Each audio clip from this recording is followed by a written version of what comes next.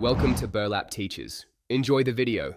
You start by preparing the system and restarting the key services, sign into an administrator account, and save any open files. Open services, locate Windows Search, right-click and restart. This clears hung indexer threads. Once done, open Task Manager, find Search Host, EXE and Windows Explorer, end and restart them to refresh UI hooks.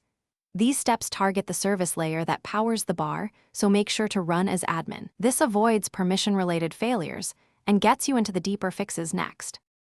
Now you rebuild the index and reset core components to resolve corruption. In indexing options, choose Advanced, then Rebuild. This forces a fresh index and corrects bad entries. If the search UI still stalls, run PowerShell as admin and re-register the search and start menu packages to restore app bindings. Finally, run dism/online/cleanupimage/restore health and sfc/scano to repair system components. When finished, reboot so the rebuilt index and repaired binaries load cleanly into the running OS. Finish by verifying and troubleshooting remaining issues. After reboot, check Event Viewer for search, shell experience host, and application errors to pinpoint lingering faults.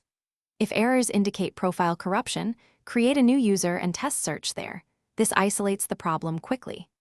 As a final measured step, perform an in-place upgrade repair using the Windows 11 installer when nothing else works. It refreshes system files without deleting your data. If problems persist, the key troubleshooting tip is to test in a Thanks for watching. Consider subscribing if this video helped you.